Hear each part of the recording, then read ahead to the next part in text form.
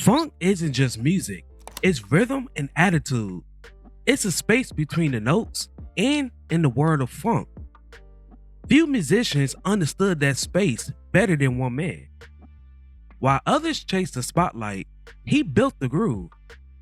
From the explosive stage of James Brown to the psychedelic sound of Parliament Funkadelic, he helped shape a sound that would define a whole generation.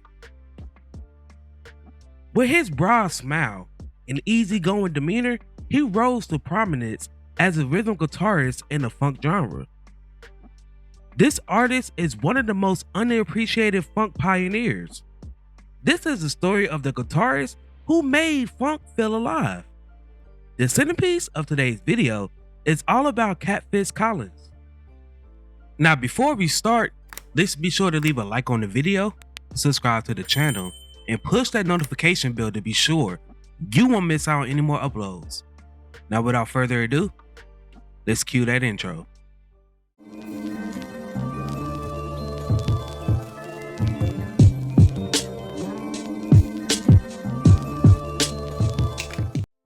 Born on October 17, 1943 in Cincinnati, Ohio. Growing up in a musical household, he was surrounded by rhythm from a very early age. Collins began playing guitar when he was young, and he later taught his younger brother, William Boosie Collins, how to play the bass. He refitted an old guitar into Boosie's first 4-string. Together, they developed a deep connection with music, especially rhythm and groove. For Catfish, the guitar became his voice. In 1968, the brothers formed an R&B group called the Peacemakers that featured lead singer Philippe Wynne, who would later join the Spinners. They played local gigs, building a reputation for their tight, energetic sound. Their style was raw, rhythmic, and deeply rooted in funk. It wasn't long before their talent caught the attention of some of the biggest names in music industry. The Peacemakers developed a strong local following, and they worked as a session band for the Cincinnati-based record company King Records. Through King, the Peacemakers came to the attention of James Brown when Brown fired his band in 1969, allegedly over a salary dispute. The Peacemakers was hired to become the new addition of the JBs. At the time, Brown was redefining music with his emphasis on rhythm and groove. Catfish's guitar style fit this perfectly. Instead of flashy solos, he focused on tight, rhythmic playing, locking in with the drums and the bass. The band's tight, energetic style meshed well with Brown's lean funk stylings, and Catfish contribute excellent rhythm guitar work to classic songs such as Sex Machine, Stay on the scene like a sex machine. Super Bad, I got soul and I'm super bad. Give It Up and Turn It Loose, Look up, baby. and Soul Power. Hit me. Give it. Put it back. Working with James Brown changed everything. The emphasis on the one, which was the first beat of the measure, became central to funk music. Catfish mastered this approach. His guitar wasn't just an instrument, it was part of the rhythm section. This style would influence countless musicians in the years to come. In 1971, Catfish and Boosie parted ways with Brown, and they formed a funk band called the House Guests with Peacemaker singer Wynne and drummer Frankie Cass Watley.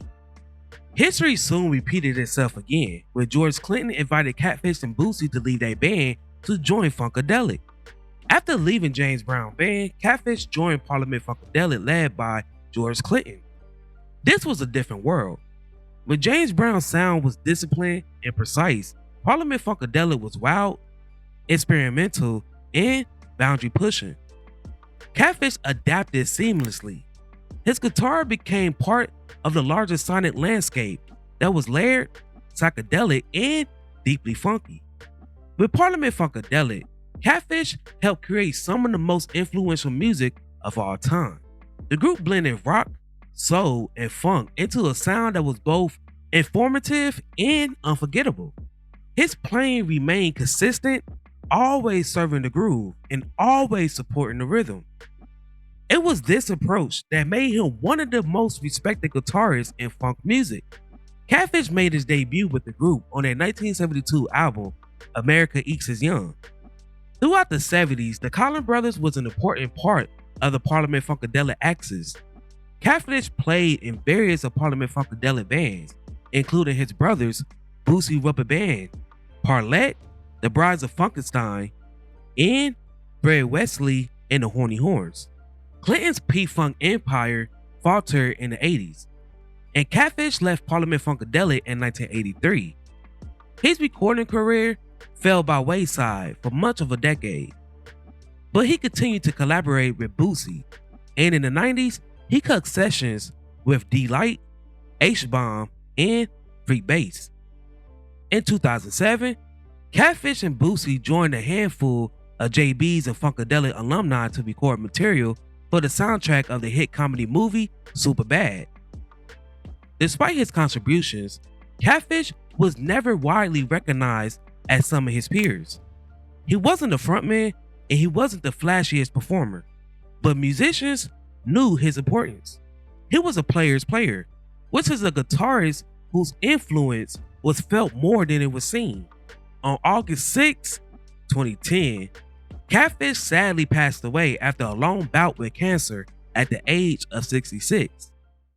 Today, Catfish is remembered as one of the architects of the funk guitar. His style influenced generations of musicians across genres, from funk and soul to hip hop and beyond. His work with James Brown and Parliament Funkadelic remains essential listening for anyone who studied the groove-based music. Catfish didn't chase fame, he chased the groove, and in doing so, he helped create a sound that continues to move people decades later. Because in funk music, it's not always about how many notes you play, it's about how you play them, and Catfish, he played them perfectly. Now, before we go, I have a question for you all. What is your favorite song that Catfish played on?